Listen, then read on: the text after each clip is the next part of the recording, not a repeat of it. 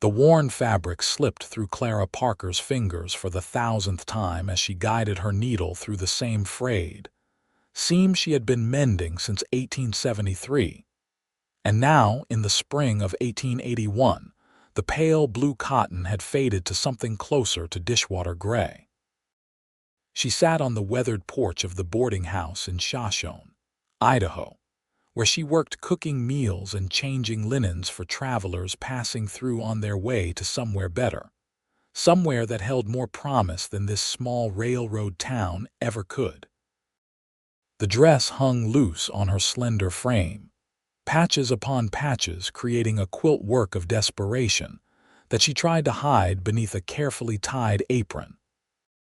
At 24 years old, Clara had learned that survival meant making do with what little you had, stretching every resource until it simply could not stretch anymore. The afternoon sun beat down on the dusty street as she worked, her fingers moving with practiced efficiency, even as her mind wandered to places she would never go and things she would never have. Her mother had given her this dress before dying of fever 7 years ago, and Clara had clung to it like a lifeline, unable to afford another and unwilling to part with the last tangible piece of her family. Her father had disappeared into a bottle shortly after her mother's death, and Clara had been on her own ever since, working wherever she could find employment that would keep her fed and housed. The boarding house owner, Mrs. Harriet Walsh, was a stern woman who paid Clara barely enough to survive, but she provided a small room in the attic and 2 meals a day, which was more than many young women could claim in a town where opportunities were scarce and hope even scarcer. Clara had learned to be grateful for small mercies, even as she watched other women her age marry and start families while she remained alone, invisible in her mended dress and quiet desperation. She heard the horses before she saw them, the sound of hooves on packed earth announcing the arrival of new guests. Clara quickly tied off her thread and folded the dress, setting it aside as she stood to greet whoever had come. 3 men dismounted in front of the boarding house, their hats pulled low against the afternoon glare, their horses weary from what looked like a long ride.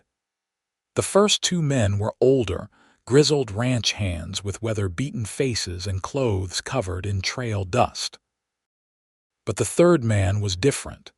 He was tall and lean, probably in his mid-20s, with dark hair that needed cutting and eyes the color of creek water in summer.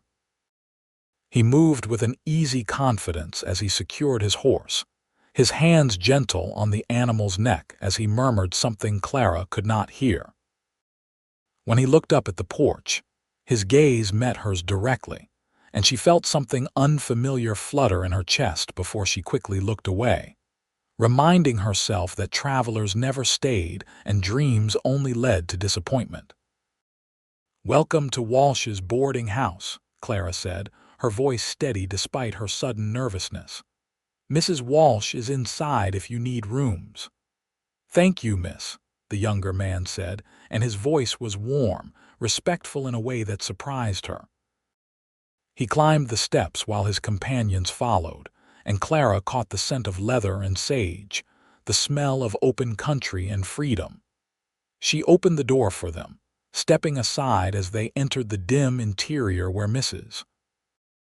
Walsh stood behind her desk, already calculating the profit from 3 new guests.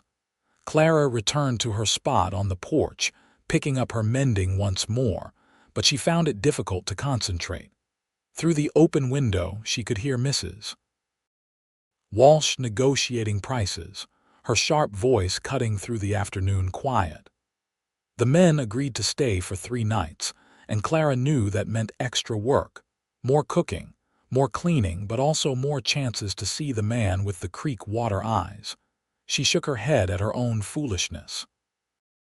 Men like that did not notice women like her, women with threadbare dresses and rough hands, women who smelled of lye soap and cooking grease. He was probably riding to meet a sweetheart somewhere, or returning to a ranch where he had a future waiting. Clara jabbed her needle through the fabric with more force than necessary, angry at herself for indulging in fantasies. "That dress has seen better days," Clara startled, nearly dropping her needle. The younger man had come back outside without her noticing, and now stood at the edge of the porch, looking at her with an expression she could not quite read. She felt heat rise to her cheeks, embarrassment flooding through her at having her poverty so plainly observed. "It serves its purpose," she said quietly, not meeting his eyes.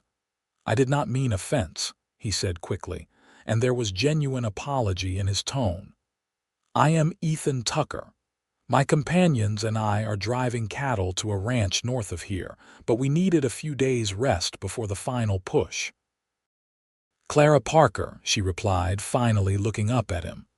"I work here at the boarding house. Pleased to meet you, Miss Parker." He tipped his hat, and she noticed his hands were strong and capable, marked with the scars and calluses of hard work. "Will you be preparing supper tonight?" "I will." "Then I look forward to it. My stomach has been complaining about trail food for near on 2 weeks now." He smiled at her, a genuine smile that reached his eyes, and Clara felt that flutter again, that dangerous spark of something she had no business feeling.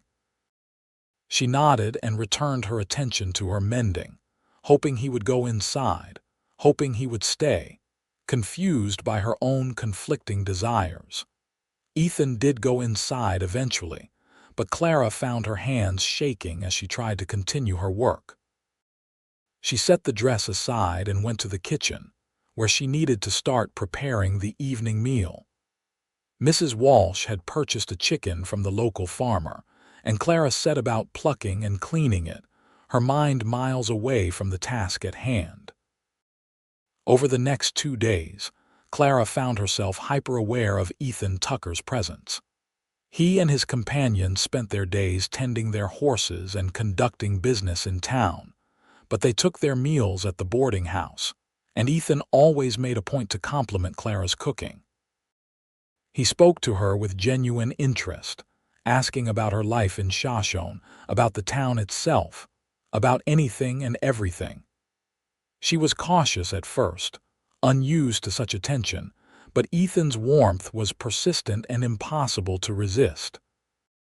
On the second evening, as Clara served dessert, a simple apple pie made from the boarding house's limited supplies, Ethan lingered at the table after his companions had retired upstairs.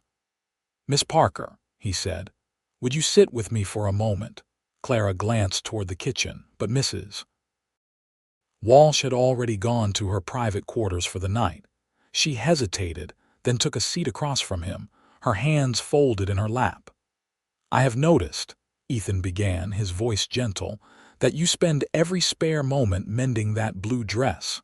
Clara felt the familiar flush of embarrassment. "As I said, it serves its purpose." "How long have you been mending it?" She did not want to answer, but something in his expression, open and genuinely curious, made her speak truthfully. 8 years. It was my mother's gift to me before she passed. I have not been able to afford another." Ethan was quiet for a long moment, his fingers tracing the grain of the wooden table. "I lost my mother too when I was 16, to influenza. I understand the need to hold on to what remains." "I am sorry," Clara said softly, and meant it. "My father ran a cattle operation in Montana," Ethan continued. "He taught me everything about ranching, about the land, about treating animals and people with respect. He died last year, left me the ranch, but I have been struggling to keep it going on my own. This cattle drive is meant to bring in enough money to hire proper help to make the ranch viable again." "That sounds like a heavy burden for one person," Clara said. "It is," Ethan admitted, "but I cannot let his legacy die. He worked too hard, sacrificed too much." He looked at her directly then, and Clara saw something in his eyes that made her breath catch. "You remind me of him in a way, the determination to keep going even when things are difficult, the strength to make do with what you have. I am not strong, Clara said quietly. I am just surviving. That is strength, Miss Parker. Maybe the truest kind there is.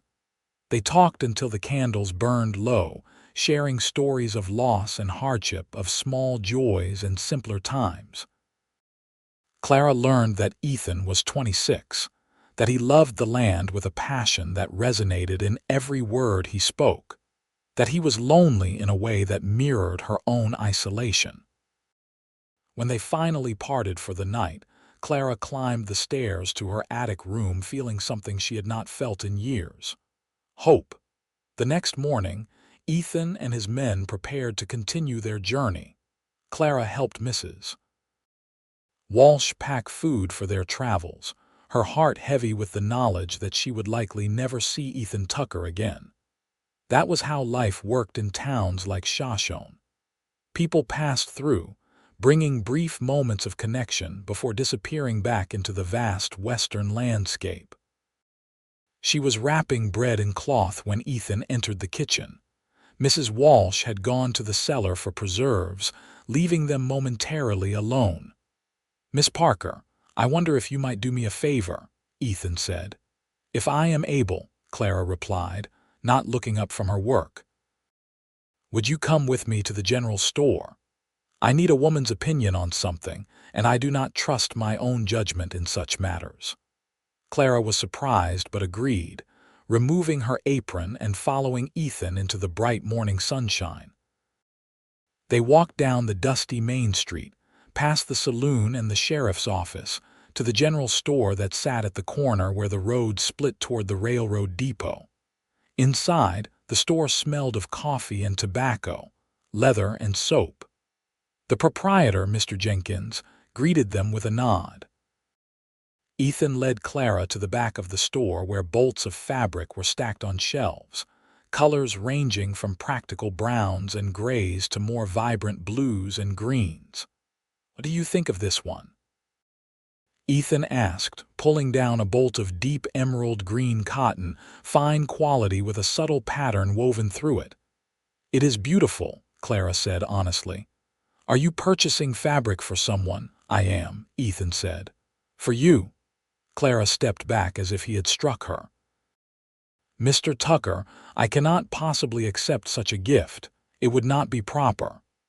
"Miss Parker, please listen," Ethan said, his voice urgent. "I have been thinking about this since I met you.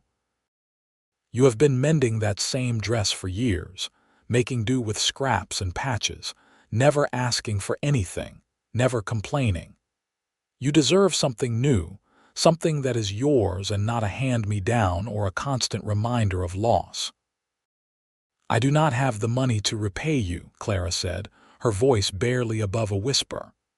"I am not asking for repayment," Ethan replied. He set the green fabric aside and pulled down another bolt, this one a soft rose color that caught the light streaming through the window. "And this one, and this." He added a cream-colored fabric with tiny flowers. "Make yourself something new, Miss Parker. Something that is just for you, not because it is all you have, but because you deserve beauty and newness and hope." Tears pricked at Clara's eyes, and she blinked them back furiously. "Why would you do this? You barely know me." Ethan set the fabrics on the counter and turned to face her fully. "I know enough. I know that you work harder than anyone should have to for wages that barely keep you fed. I know that you have a kind word for everyone despite your own struggles. I know that when you smile, which is rare, it lights up your whole face. And I know that I have not been able to stop thinking about you since the moment I saw you on that porch." Clara felt the world tilt beneath her feet. "Mr. Tucker, Ethan, please call me Ethan." "Ethan," she said, testing his name on her tongue. "I do not understand what you are saying." "I am saying that I would like to write to you, if you will permit it. I am saying that I would like to come back to Shoshone when my business is concluded and call on you properly. I am saying that in 2 days, you have become more important to me than I can adequately express." "You are leaving today," Clara said, trying to grasp reality in the face of this impossible situation. "You will forget about me before you reach the next town." "I will not forget you," Ethan said firmly. "And to prove it, I am buying you this fabric. Not as payment, not as charity, but as a promise.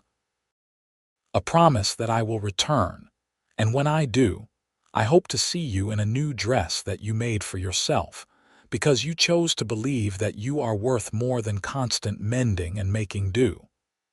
Mr. Jenkins cleared his throat from behind the counter, reminding them they were not alone.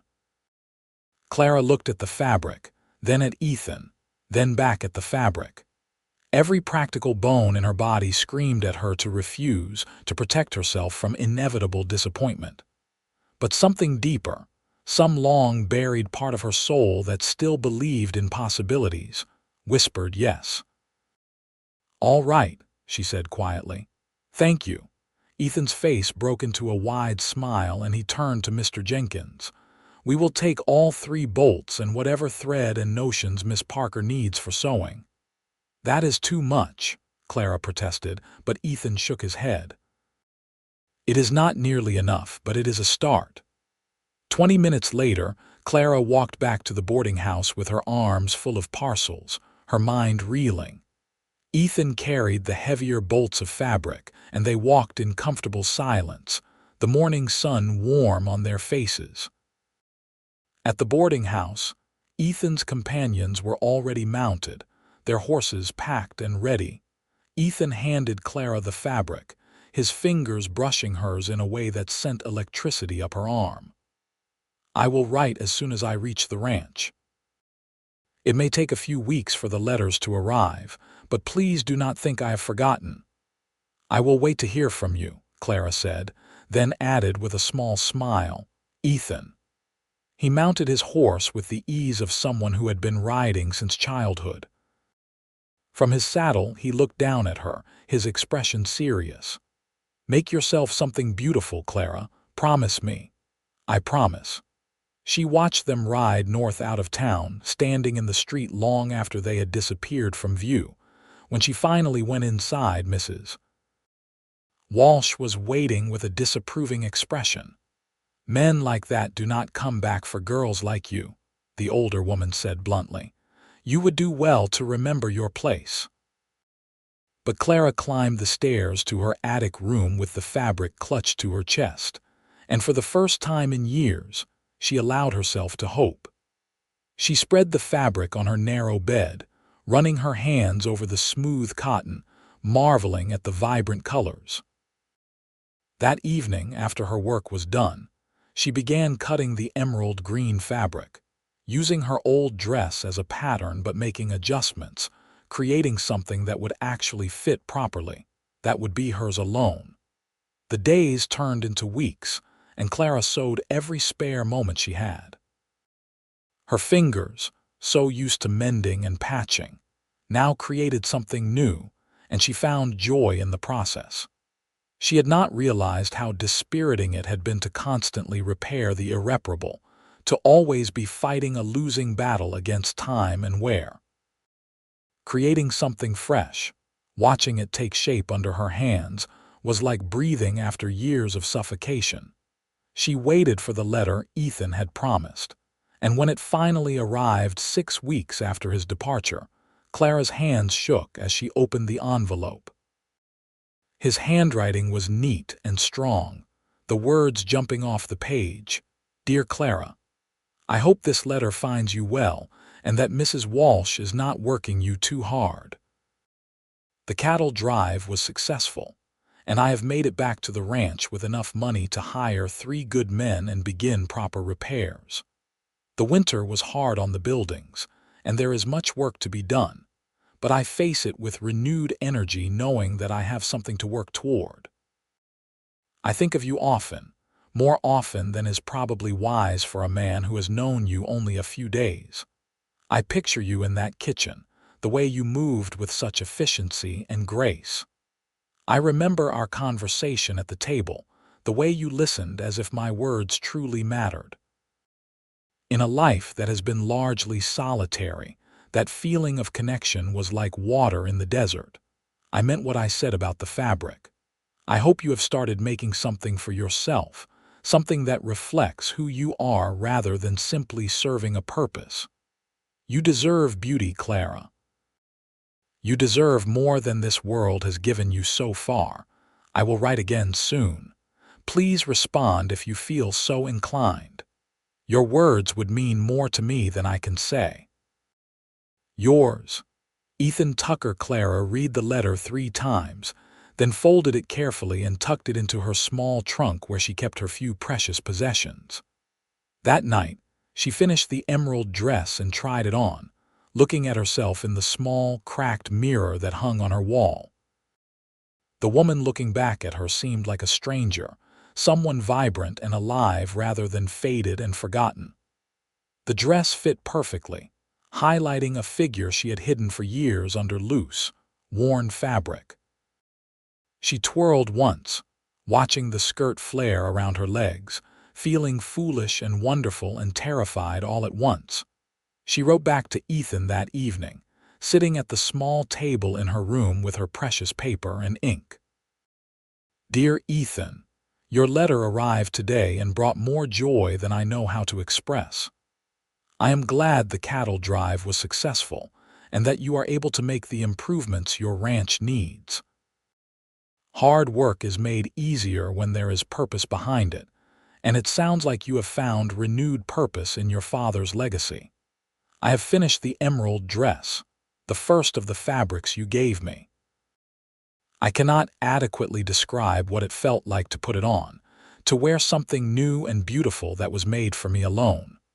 For years, I have felt invisible, like a shadow moving through rooms where no one really sees me. But in this dress, I feel seen, even though there is no one here to do the seeing. Perhaps I am seeing myself for the first time in a long time. Thank you for your kindness, for seeing worth in me when I had almost forgotten it existed. Your words about connection resonated deeply. I too have been lonely, though I did not realize the full extent of that loneliness until you showed me what it felt like to be truly heard. I look forward to your next letter and hope that the ranch prospers under your care. With gratitude, Clara Parker. The correspondence continued through the summer of 1881. Letters traveled back and forth between Shoshone and Ethan's ranch in Montana, each one revealing more layers of personality and depth. Ethan wrote about his daily life, the challenges of running a ranch, the small victories and larger setbacks. He wrote about his dreams of building something lasting, something that would honor his father's memory while also being entirely his own. He wrote about the landscape he loved, the mountains that rose in the distance, the way the sunset painted the sky in colors that had no names. Clara wrote about her work at the boarding house, about the travelers who passed through with their stories and struggles. She wrote about Shoshone, the way the railroad had brought both prosperity and problems, the tension between old settlers and newcomers. She wrote about learning to hope again, about the fear that came with hope, about the slow process of believing she might deserve happiness. By September, Clara had made dresses from all 3 fabrics, and she wore them with quiet pride. Mrs. Walsh had noticed the change in her, had made pointed comments about putting on airs, but Clara no longer let the older woman's bitterness poison her newfound confidence. Other people in town noticed too. The grocer's son, who had never given her a second glance, suddenly found reasons to speak with her. The bank manager tipped his hat when she passed on the street. Clara realized that the dress had not changed who she was, but it had changed how she carried herself, and that made all the difference. In October, a letter arrived that made Clara's heart race. Dear Clara, the ranch is in good order now, better than it has been since before my father died. My hired men are capable and trustworthy, and they can manage the place for a few weeks without my constant supervision. I would like to come to Shoshone. I would like to see you again, to speak with you face to face rather than through letters, no matter how treasured those letters have been.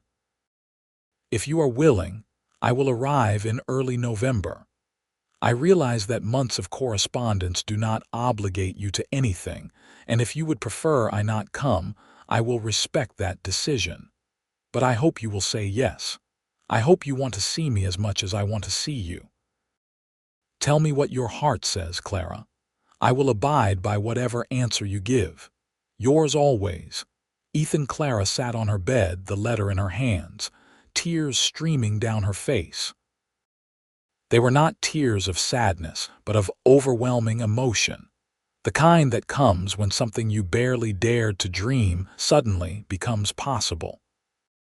She had been alone for so long, had learned to expect nothing from life beyond survival, and now here was a man asking permission to court her, to build something real from the fragile connection they had formed. She wrote back immediately, her hand steady despite her racing heart.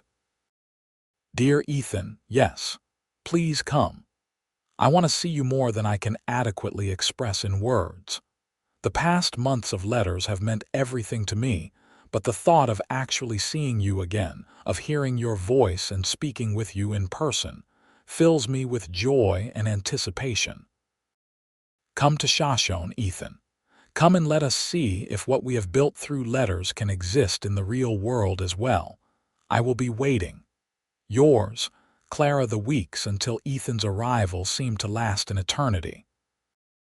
Clara threw herself into her work, cleaning the boarding house with extra vigor, perfecting recipes, doing anything to make the time pass faster.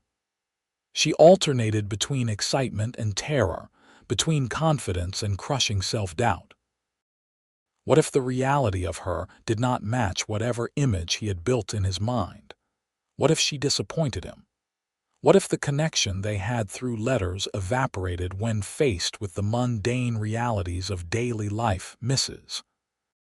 Walsh had noticed Clara's distraction and had finally demanded to know what was going on. When Clara admitted that Ethan was returning to court her, the older woman's reaction was predictably negative. He will use you and leave you, Mrs. Walsh said flatly. Men like that do not marry women like you. You are a boarding house worker with nothing to your name. He is a ranch owner. The gap between you is too wide to bridge. You are wrong about him, Clara said, surprised by the firmness in her own voice. Ethan is not like that. Every woman thinks her man is different, Mrs. Walsh replied. You will learn the truth soon enough. But Clara refused to let the older woman's cynicism infect her hope. She had spent too many years in gray hopelessness to surrender the bright possibility of happiness now. She wore her rose-colored dress on the day Ethan was due to arrive, and she waited on the porch just as she had been waiting the first time he rode into town. She saw him coming from a distance, a solitary rider on a good horse, and her heart leaped in her chest. He dismounted in front of the boarding house, and when he looked up at her, his face broke into a smile that outshone the November sun. Clara, he said, and it was not a greeting but a prayer of thanksgiving. Ethan, she replied, descending the steps. They stood facing each other, the months of separation dissolving in an instant. Without thinking, Clara extended her hand and Ethan took it, his grip warm and strong and real. He did not let go. You are wearing one of the dresses, he said, wonder in his voice. I made all three. I have been wearing them constantly, much to Mrs. Walsh's disapproval. You look beautiful, Ethan said, though I suspected you would look beautiful in anything. Clara blushed but did not look away. Come inside, you must be tired from traveling. I am not tired, Ethan said. I am energized. Being near you again is better than any amount of rest. They went inside where Mrs. Walsh checked Ethan into a room with barely concealed hostility. Clara prepared supper while Ethan settled his horse at the livery stable, and when he returned, they sat together at the dining table, alone in the early evening quiet. "Your letters have been the highlight of my days," Ethan said, reaching across the table to take Clara's hand again. "But they did not prepare me for how good it would feel to actually be with you." "I feel the same," Clara admitted. "I have been so nervous about your arrival, worried that I would not measure up to whatever expectations you might have." "You exceed every expectation," Ethan said seriously. "Clara, I know that by conventional standards, we have not known each other long, but I also know that I have never felt this way about anyone. You are in my thoughts when I wake up and when I go to sleep. You are the reason I have been working so hard to make the ranch successful. I want to build a life worth sharing." "What are you saying?" Clara asked, though her heart already knew. "I am saying that I am falling in love with you. I might already be in love with you, and I want to know if there is any chance that you might feel the same way." Clara felt tears prick her eyes for the second time since receiving his letters. "I do feel the same way. I have been afraid to admit it, even to myself, because losing you, would be more painful than never having had it at all. But yes, Ethan, I am in love with you." Ethan stood and moved around the table, pulling Clara to her feet and into his arms. She went willingly, pressing her face against his chest, hearing his heart beating strong and fast beneath her ear. He smelled of leather and sage, just as he had that first day, and Clara felt something inside her settle into place, as if she had been wandering lost and had finally found home. "I want to marry you," Ethan said, his voice rumbling through his chest. "I want to take you to Montana and show you the ranch and the mountains and the life we could build together. But I do not want to rush you. If you need time, I will give you all the time you need." Clara pulled back enough to look up at him. "I have spent 8 years existing in a state of suspension, always mending, always making do, never moving forward. I do not want to wait any more, Ethan. If you are sure, then I am sure too." "I have never been more sure of anything," Ethan said, and then he kissed her. It was Clara's first kiss, and it was everything the poets had promised it would be.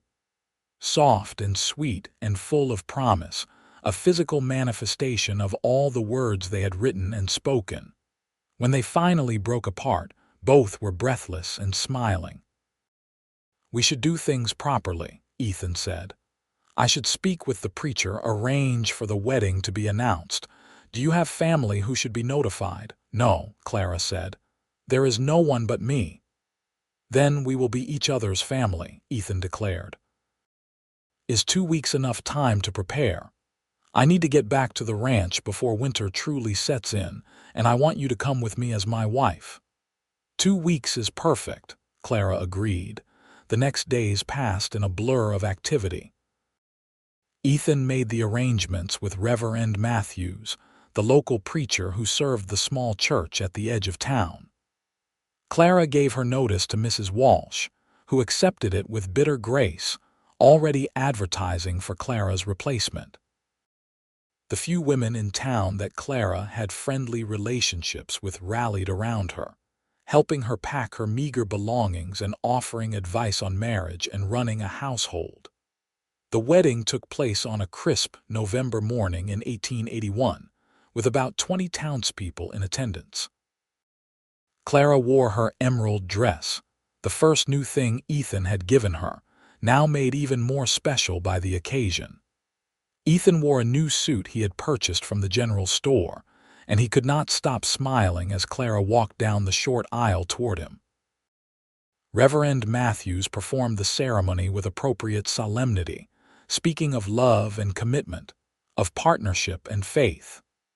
When Ethan slipped a simple gold band onto Clara's finger, she marveled at the weight of it, the solid reality of this new life she was stepping into. When the Reverend pronounced them husband and wife, Ethan kissed her with such joy that the small congregation broke into spontaneous applause. The celebration afterward was modest, held in the church hall with food that Clara's few friends had prepared. But to Clara, it felt like the grandest party in the world. She was married. She had a husband who loved her. She was about to leave Shoshone and begin an entirely new chapter of her life. They left town the next morning, Clara seated beside Ethan on the wagon he had borrowed for the journey, her belongings packed in the back. As they rolled north out of Shoshone, Clara looked back only once at the town that had been her prison for so many years. Then she turned forward, toward the mountains in the distance and the future that awaited her. The journey to Montana took 5 days, traveling through country that ranged from high desert to pine forest. Ethan had packed camping supplies, and each night they made camp under the vast western sky. He was patient and gentle with Clara, understanding without words that she was nervous about the physical aspect of their new marriage. They talked for hours by the campfire, learning even more about each other, building on the foundation they had laid through letters. On the third night, under a sky filled with more stars than Clara had ever seen, Ethan spread blankets beside the fire and pulled Clara close. "Are you happy?" he asked softly. "More happy than I ever thought possible," Clara replied honestly. "Sometimes I worry that I will wake up and find this has all been a dream." "It is not a dream," Ethan assured her. "This is real, Clara. You and me, we are real." She kissed him then, with more confidence than she had felt before, and what followed was tender and sweet, a joining not just of bodies but of souls. Afterward, lying in Ethan's arms with the fire crackling beside them, Clara felt complete in a way she never had before. They reached the ranch on the afternoon of the 5th day. Clara's first glimpse of it took her breath away. The main house was a sturdy log structure with a wide porch, situated in a valley with mountains rising majestically in the background. Outbuildings dotted the property, barns and corrals and storage sheds all in good repair. Cattle grazed in the distance, and smoke rose from the bunkhouse where Ethan's hired men lived. "Welcome home," Ethan said, helping Clara down from the wagon. The word home resonated through Clara's entire being. She had not had a real home since her mother died, and now here was this place, solid and beautiful, hers to shape and care for. Ethan's 3 hired men came out to meet them. There was Carlos, a Mexican vaquero in his 40s with a weathered face and kind eyes. There was Samuel, a former slave from Texas who had come west after the war looking for freedom and opportunity. And there was young Pete, who was not actually that young at 30 but had acquired the nickname to distinguish him from his father. All 3 men greeted Clara with respect and congratulated Ethan on his marriage. Ethan carried Clara over the threshold of the house, making her laugh with the romantic gesture. Inside, the space was masculine and bare, clearly lacking a woman's touch, but Clara saw potential everywhere she looked. The main room had a large stone fireplace, a dining table Ethan had made himself, and comfortable chairs worn smooth with use. The kitchen was well equipped with a good stove and plenty of storage. There were 2 bedrooms, one of which had clearly been Ethan's father's and remained largely untouched. "I know it needs work," Ethan said, suddenly nervous. "I have not had time to do much beyond basic maintenance, but whatever you want to change, whatever you need, we can make it happen." "It is wonderful," Clara said sincerely. "It is a home, Ethan, a real home." She spent the first weeks learning the rhythms of ranch life. She cooked for Ethan and his men, quickly figuring out how to prepare large quantities of hearty food to fuel their hard labor. She cleaned and organized the house, adding small touches that made it feel more welcoming. She learned to tend the vegetable garden that had been neglected since Ethan's mother died, coaxing the remaining plants back to life and planning for next spring's planting. The work was hard, far harder than anything she had done at the boarding house, but Clara thrived on it. This was her home, her responsibility, her contribution to the life she and Ethan were building. And at the end of each day, she fell into bed beside her husband, exhausted and satisfied in ways she had never been before. Winter came to Montana with ferocity, blanketing the valley in deep snow and bringing temperatures so cold that Clara's breath froze in the air. But inside the house, with the fire roaring and Ethan beside her, Clara felt warmer than she ever had in her life. They spent the long winter evenings talking, reading aloud to each other from the books that had been Ethan's father's and making plans for the future. "I want to expand the herd," Ethan told her one night in January of 1882. "If we can make it through this winter without significant losses, I think we could handle more cattle, maybe even start breeding horses. There is a good market for quality horses." "You would be good at that," Clara said. "I have seen how you work with animals. They trust you." "My father always said that ranching is not about domination but partnership. The animals, the land, they will give you what you need if you treat them right." "That sounds like wisdom worth keeping," Clara observed. "What about you?" Ethan asked. "What do you want for our future?" Clara was quiet for a moment, considering. "I want a family," she said finally. "I want children to fill this house with noise and laughter. I want to build something that lasts, just like you do, but in a different way. I want to create a home so full of love that our children never doubt they are wanted and valued." Ethan pulled her close, kissing the top of her head. "Then that is what we will do. We will build a ranch and a family, and we will do it together." Spring brought new life to the valley. The snow melted, revealing grass that greened up quickly in the warming sunshine. Clara planted an extensive garden, expanding beyond the previous boundaries to include more vegetables and even some flowers for beauty rather than utility. The cattle that had survived the winter, and there were many thanks to Ethan's careful planning and management, grew fat on the new grass, and Clara discovered she was pregnant.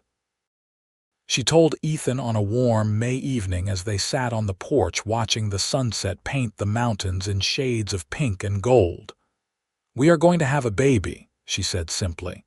Ethan turned to her, his eyes wide with wonder. "Are you certain?" "I am certain. The baby should come in late fall, probably November." Ethan let out a whoop of joy that startled the horses in the nearby corral. He picked Clara up and spun her around, both of them laughing, before setting her down gently as if she had suddenly become fragile. "A baby. Clara, we are going to have a baby." "We are," she confirmed, feeling joy bubble up inside her. "Are you happy?" "Happy does not begin to cover it," Ethan said. "You have given me everything, Clara. A home, a purpose, and now a child. I could not ask for more." "You gave me everything first," Clara reminded him. "You saw me when I was invisible. You gave me fabric and told me to make something new. You gave me hope when I had forgotten what hope felt like." The pregnancy progressed smoothly through the summer.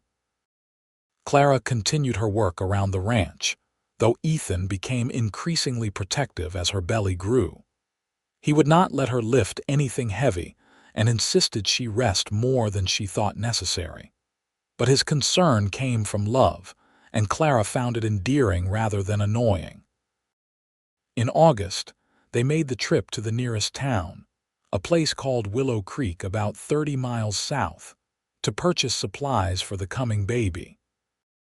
Clara bought soft flannel for diapers and clothing, yarn for knitting blankets, and a small cradle that Ethan secured in the back of the wagon with careful precision. They also arranged for the local doctor, an older man named Dr. Harrison, to come to the ranch when Clara's time came. The baby arrived on a cold November night in 1882, almost exactly a year after Clara and Ethan had married. The labor was long and difficult, and there were moments when Clara thought she might not survive it. But Dr. Harrison, who had arrived 2 weeks early to wait for the birth, was skilled and calm, and Ethan held her hand through every contraction, whispering encouragement and love. When the baby finally emerged, crying lustily, Dr. Harrison announced, "You have a son." A son. Clara watched through exhausted tears as the doctor cleaned the baby and wrapped him in one of the soft blankets she had knitted. When he placed the baby in her arms, Clara looked down at the tiny face, red and wrinkled and perfect, and felt her heart expand in ways she had not known were possible. "Hello, little one," she whispered. "Welcome to the world."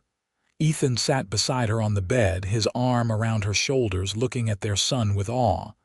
"He is perfect. You are perfect. Thank you, Clara. Thank you for this gift." They named him Daniel Elijah Tucker.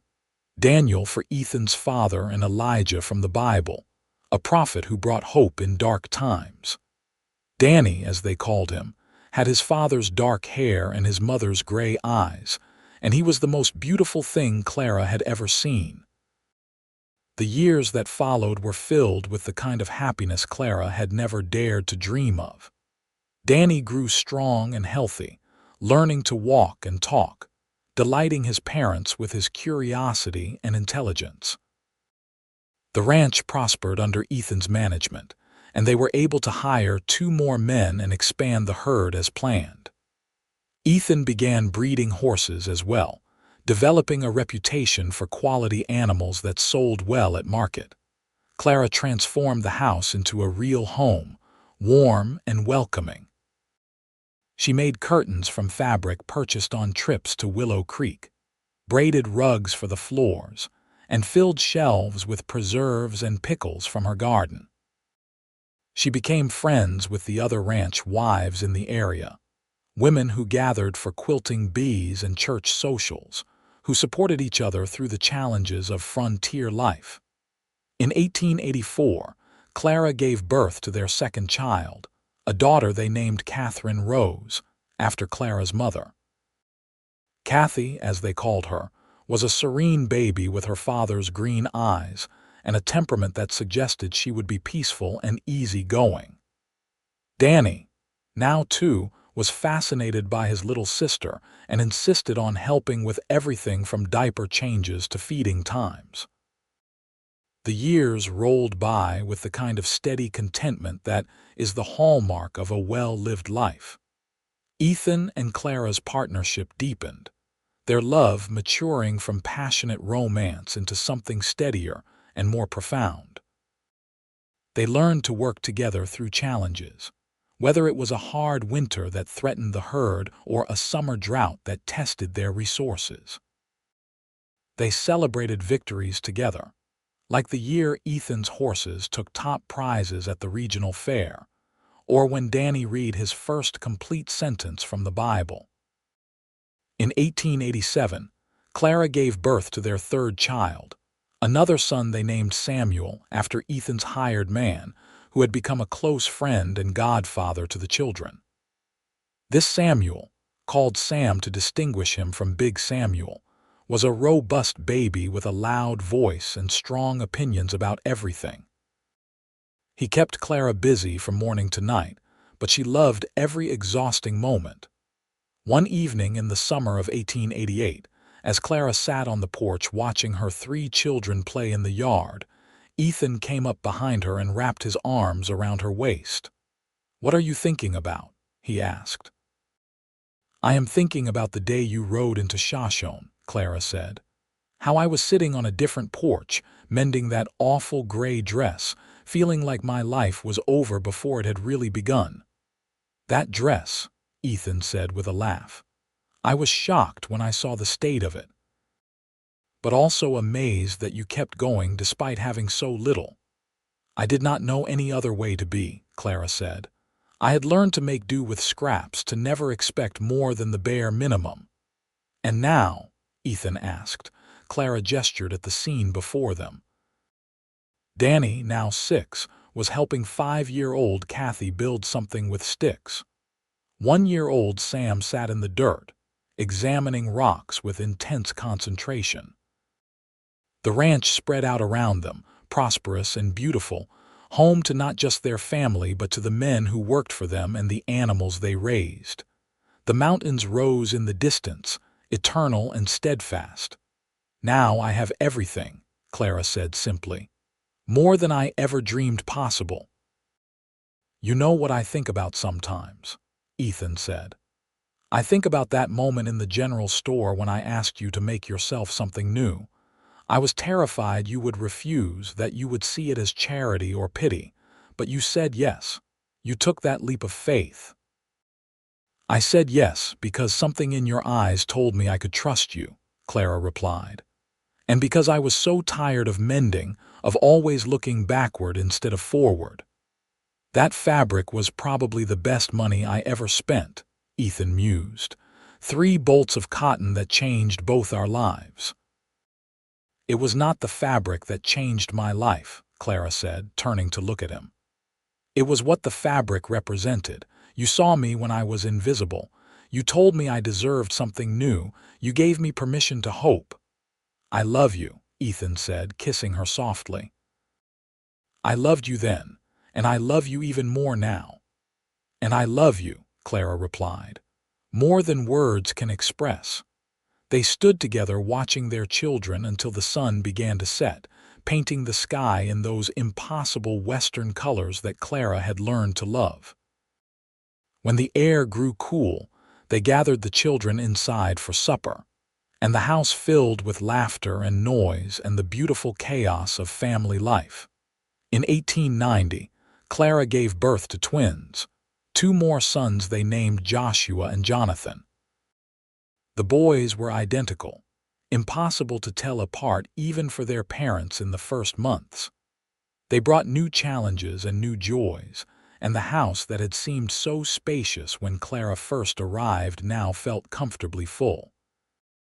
Danny grew into a responsible boy who loved the ranch and was already learning from his father how to manage cattle and horses. Kathy was gentle and artistic, spending hours drawing pictures of the mountains and animals. Sam was energetic and fearless, always climbing something or exploring somewhere he was not supposed to be. And the twins developed their own language, chattering to each other in sounds that only they understood. Clara sometimes felt overwhelmed by the sheer number of children and the constant demands they made on her time and energy. But then she would remember that gray dress, the years of loneliness and hopelessness, and she would gather her children close and thank God for the abundance of her life. The ranch continued to prosper. Ethan's reputation grew, and buyers came from as far as California to purchase his horses. They were able to build a larger barn and improve the house, adding on 2 more bedrooms to accommodate the growing family. Carlos and Samuel remained with them through the years, becoming part of the extended family. Young Pete eventually married a widow from Willow Creek and started his own small ranch with Ethan's help and advice. In 1893, when Danny turned 11, Ethan began teaching him the business side of ranching, showing him how to keep accounts and negotiate with buyers. Kathy learned cooking and sewing from Clara, but she also learned to read and write far beyond what most girls her age could manage. Clara was determined that all her children, boys and girls alike, would have education and opportunities. One day in the spring of 1895, as Clara was working in her garden, she heard the sound of a wagon approaching. Visitors were not uncommon, but something about this particular arrival made her stand and shade her eyes against the sun. As the wagon drew closer, she recognized the driver as Mr. Jenkins, the storekeeper from Shoshone. "Mrs. Tucker," he called, climbing down from the wagon. "I hope you do not mind the unannounced visit." "Of course not," Clara said, though she was puzzled. "What brings you all this way?" "I have something I thought you might want," Mr. Jenkins said, reaching into the back of the wagon. He pulled out a carefully wrapped bundle and handed it to Clara. "I was cleaning out my storeroom, getting rid of old stock, and I found this. I remembered that cowboy buying fabric for you all those years ago, and I thought you might want it as a keepsake." Clara unwrapped the bundle and caught her breath. It was a remnant of the emerald green fabric, a piece that must have been left over from the bolt Ethan had purchased. It was small, barely a yard, but seeing it brought back a flood of memories so powerful that tears sprang to her eyes. "Thank you," she managed to say. "This means more than you know." After Mr. Jenkins left, Clara sat on the porch with the fabric in her lap, running her fingers over the material that had started everything. Ethan found her there an hour later, alerted by one of the children that their mother was crying. "What is wrong?" he asked, immediately concerned. "Nothing is wrong," Clara said, showing him the fabric. "Mr. Jenkins brought this. It is a piece of the original fabric you bought me." Ethan sat beside her, taking the fabric and examining it. "I remember this day so clearly. I was terrified you would refuse, that I had overstepped." "I was terrified too," Clara admitted. "But I said yes because something inside me whispered that this man, this moment, was important." "That was 14 years ago," Ethan marveled. "Sometimes it feels like yesterday, and sometimes it feels like a whole lifetime." "It has been a lifetime," Clara said. "The best lifetime I could have imagined." They sat together in comfortable silence, watching their children at play. Danny was teaching the twins how to throw a rope. Kathy sat under a tree with a book. Sam was attempting to ride one of the calves, much to his father's dismay. "What should we do with this fabric?" Ethan asked. Clara thought for a moment. "I want to make something for each of our children. Something small, a handkerchief or a bookmark, something they can keep. And I want to tell them the story of how you bought fabric for a woman in a gray dress and told her to make herself something new. I want them to understand that kindness can change everything, that hope is always worth holding on to, that love can bloom in the most unexpected places." "That is perfect," Ethan agreed. Over the next weeks, Clara carefully cut the fabric into pieces and sewed something unique for each child. For Danny, a strong bookmark with his initials embroidered in gold thread. For Kathy, a delicate handkerchief with lace edging. For Sam, a bandana he could wear when working. For the twins, matching pouches for keeping treasures. As she worked, she thought about the journey that had brought her to this place, the transformation from a lonely woman mending an old dress to a wife and mother surrounded by love and family. The years continued to pass, bringing their share of joys and sorrows. In 1897, Big Samuel died peacefully in his sleep, and they buried him on a hill overlooking the ranch he had helped build. The entire community came to the funeral, testament to the respect and affection he had earned.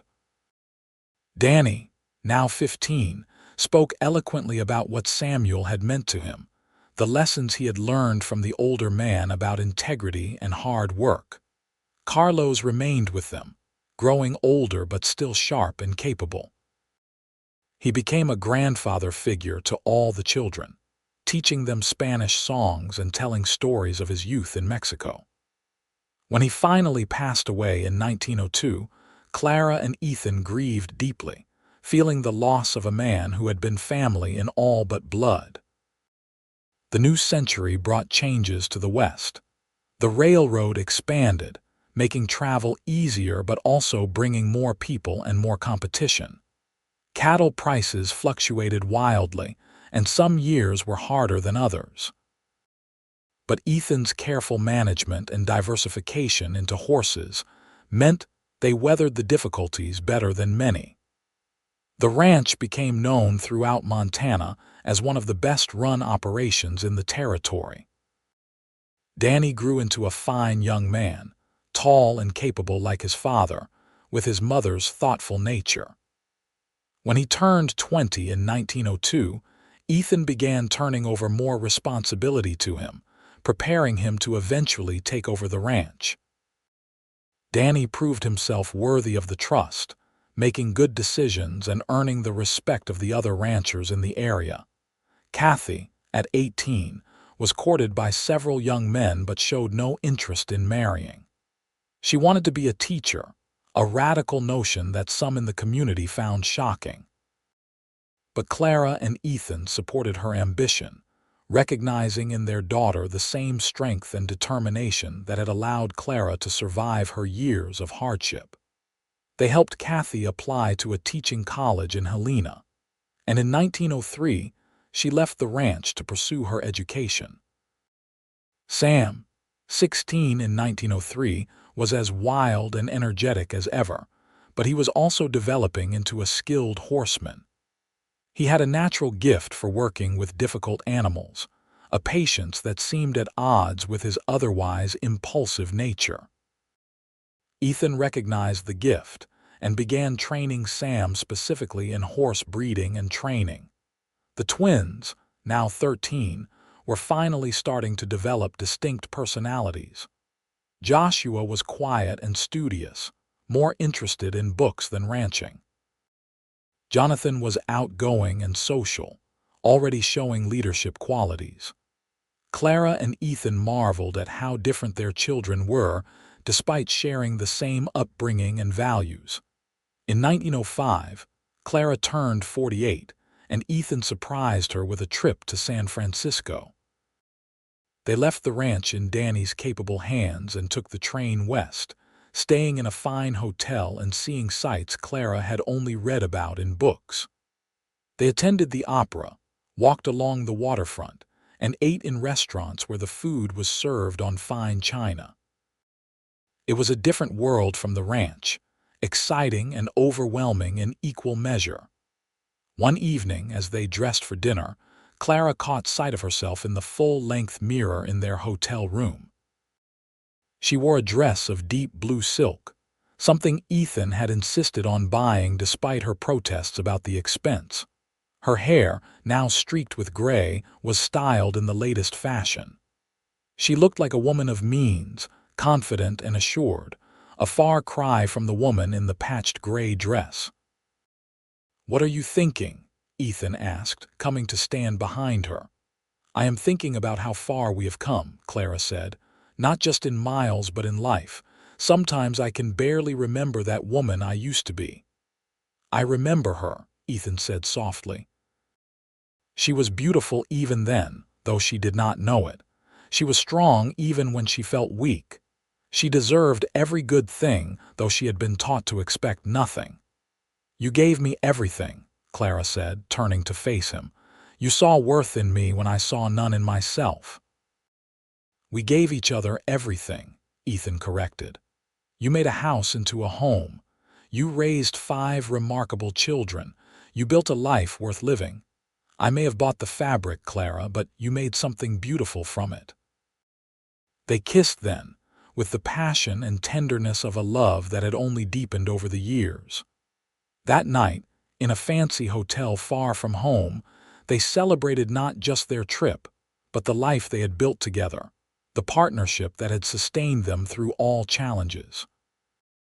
When they returned to the ranch, they found that Danny had managed everything perfectly in their absence. The ranch was running smoothly, and the children had all survived without parental supervision. Clara felt a pang of bittersweet recognition that her children were growing up, becoming independent, preparing to build their own lives. In 1907, Danny married a young woman named Sarah from a neighboring ranch. The wedding was large and joyful, with people coming from all over the territory to celebrate. Clara watched her firstborn son pledge his life to another person and felt the circle of life turning. She remembered her own wedding, the simplicity and joy of it, and hoped that Danny and Sarah would find the same happiness she and Ethan had built. Danny and Sarah built a house on the far edge of the ranch property, and within a year, Clara became a grandmother when they welcomed a daughter. Holding her granddaughter, a tiny thing with wisps of dark hair, Clara felt overwhelmed with gratitude for the abundance of blessings in her life. Kathy graduated from teaching college in 1908 and returned to Montana, taking a position at the school in Willow Creek. She proved to be an excellent teacher, beloved by her students and respected by the community. She eventually married a fellow teacher, a quiet man named Robert who shared her love of learning and books. Sam, at 21, was offered a position at a prestigious horse breeding operation in Kentucky. It was a difficult decision, but Clara and Ethan encouraged him to take the opportunity. Sam left Montana in 1909, promising to visit often and to make them proud. He kept both promises, building a successful career and returning home at least once a year. The twins went in very different directions. Joshua became a lawyer, studying in Chicago and eventually opening a practice in Helena. Jonathan stayed on the ranch, working alongside Danny and preparing to eventually inherit a portion of the property. Both young men married within a few years of each other, further expanding the family. By 1910, Clara and Ethan had 7 grandchildren and another on the way. The ranch house, that had seemed so large when Clara first arrived, now bulged with activity whenever the whole family gathered for holidays and celebrations. Clara spent her days cooking for crowds, sewing clothes for grandchildren, and reveling in the beautiful chaos of a large, loving family. One evening in late summer of 1910, as Clara and Ethan sat on their porch watching the sunset, she leaned against him and sighed with contentment. "Are you tired?" Ethan asked.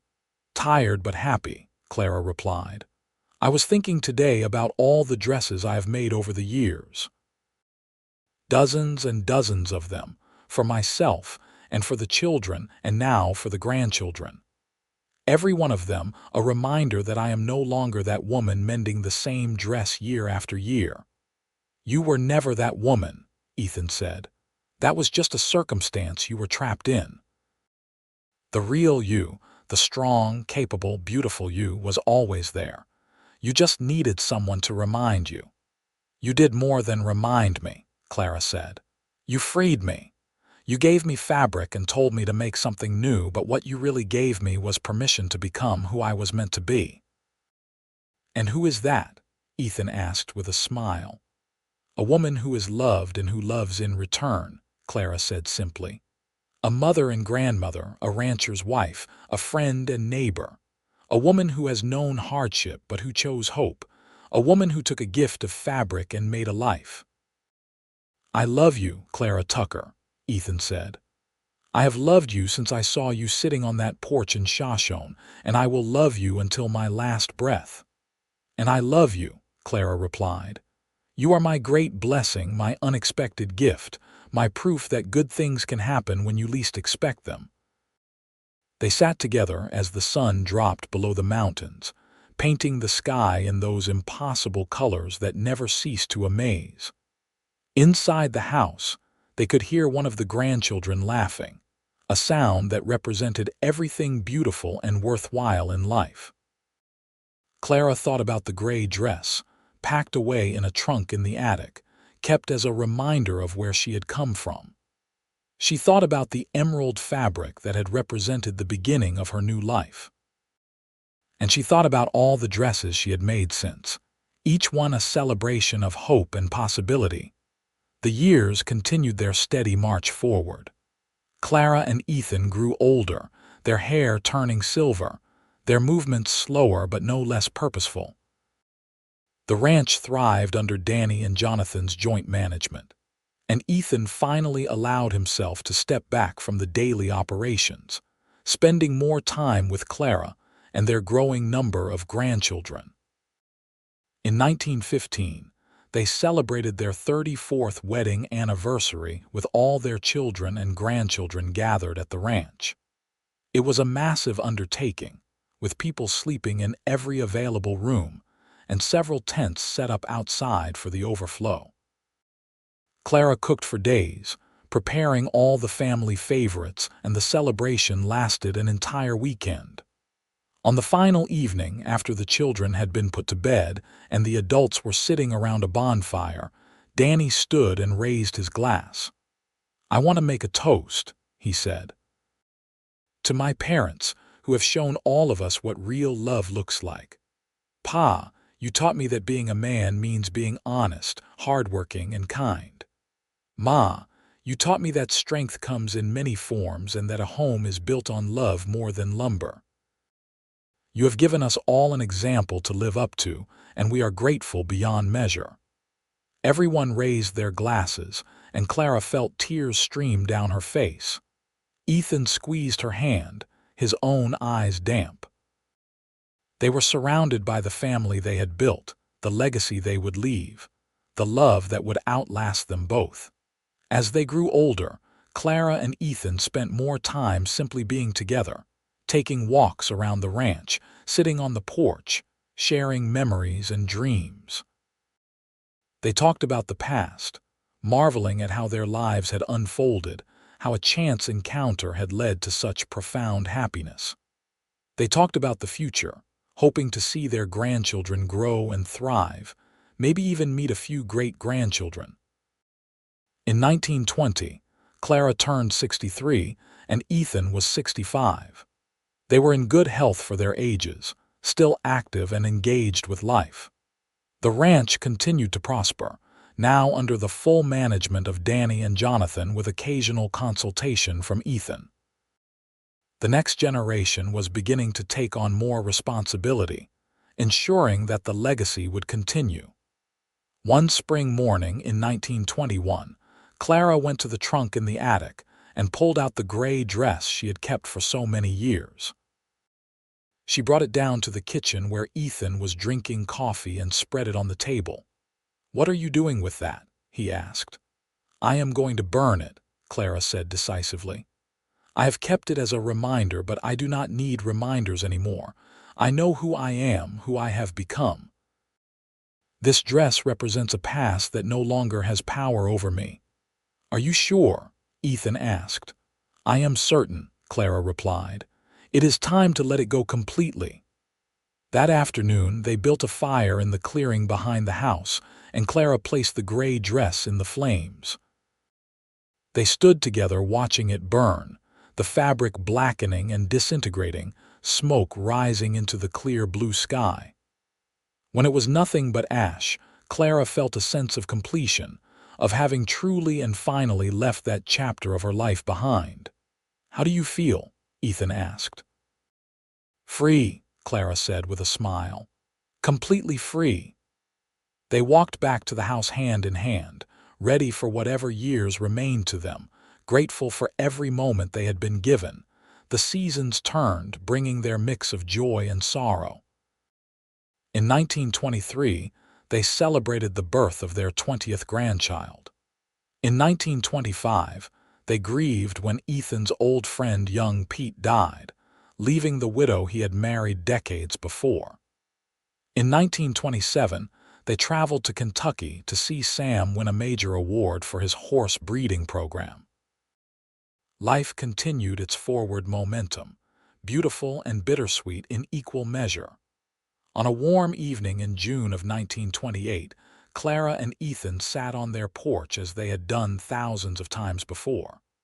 Clara was now 71, Ethan 73. They moved more slowly now, their bodies showing the wear of long lives well lived. But their love had not diminished. If anything, it had grown stronger, deeper, more essential. "You remember what you said to me that day in the general store?" Clara asked. "When you bought the fabric." "Make yourself something new," Ethan quoted. "I was so nervous saying it, worried you would be offended." "I think about those words often," Clara said. "How they apply to so much more than a dress. You were telling me to make a new life, to believe I deserved more than I had been given. And I did. I made something new, Ethan. We made something new together." "The best thing I ever made," Ethan agreed. They sat in comfortable silence as the sun set behind the mountains, casting long shadows across the valley. Inside the house, They could hear Danny and his family preparing supper, could smell the familiar sense of home cooking. Soon they would go inside and join the family around the table, sharing food and conversation and love. But for now, they stayed on the porch, two people who had found each other against all odds, who had built a life of meaning and purpose from a simple act of kindness. Clara thought about the woman she had been, mending that gray dress year after year, and felt nothing but compassion for her. That woman had survived, she had persevered, and when the opportunity came, she had been brave enough to say yes to something new. Ethan took her hand, his grip still strong despite his age. "I would do it all again," he said softly. "Every moment, every challenge, every joy. I would choose you every single time." "And I would choose you," Clara replied. "Always and forever I would choose you." The sun touched the horizon and the sky exploded into color, a reminder that even endings can be beautiful. But this was not an ending, Clara thought. This was just another moment in the ongoing story of their lives, another memory to add to the collection they had built over nearly 50 years together. They rose from their chairs, moving slowly but steadily, and walked inside to join their family. The house was warm and bright, filled with laughter and the comforting sounds of home. Clara looked around at the faces gathered there, children and grandchildren, and even a few great-grandchildren now, all of them part of the family she and Ethan had created. Ethan pulled out her chair at the table, the same courtesy he had shown her for decades. Clara sat down, and he took his place beside her, his hand finding hers beneath the table.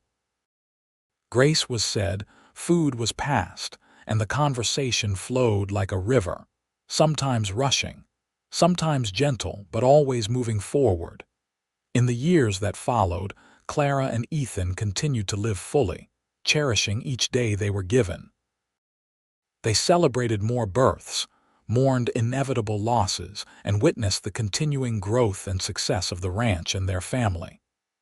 Their love story became family legend, told and retold to each new generation, a reminder that kindness and courage could change everything. When Clara finally passed away peacefully in her sleep in 1935 at the age of 78, she was surrounded by family in the house she had made into a home. Ethan held her hand to the last, whispering words of love and gratitude. He followed her 2 years later, his heart simply unable to continue without her. They were buried side by side on a hill overlooking the ranch, under a sky that stretched forever.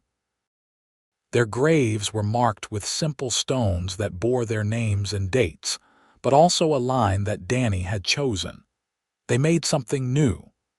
The ranch continued under the management of their children and grandchildren, thriving for generations. The story of the cowboy who bought fabric for a woman in a gray dress became family lore, passed down through the years. The small pieces Clara had made from that remnant of emerald fabric were treasured by her children, tangible reminders of where they had come from and the love that had created their family. And sometimes, when the light hit just right on a summer evening, when the whole family gathered for celebrations and reunions, people swore they could feel Clara and Ethan's presence still, watching over the legacy they had built, the life they had made from fabric and faith and love that refused to accept that hope was impossible. Their story was not one of grand gestures or dramatic rescues. It was a quieter story, but no less powerful for its simplicity.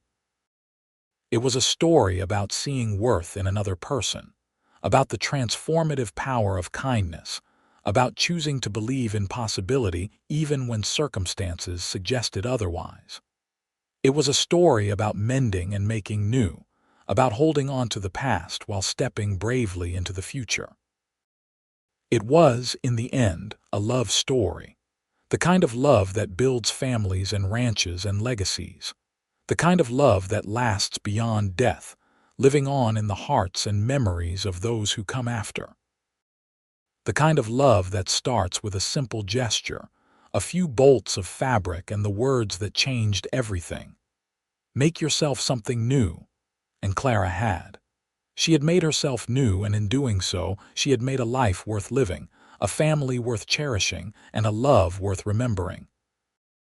That was her legacy, more valuable than any material wealth, more lasting than any monument. She had taken the gift Ethan offered and created something beautiful, something that would endure long after both of them had returned to dust.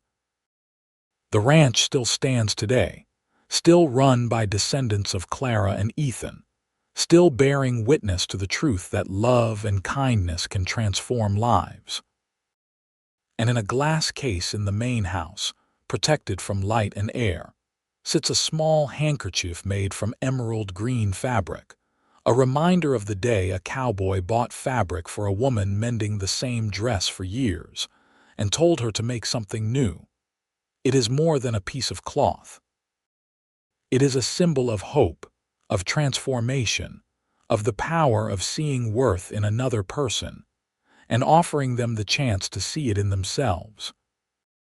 That is the story of Clara and Ethan Tucker, a love story from the American West, a reminder that the smallest gestures can have the most profound impacts, and that it is never too late to make yourself something new.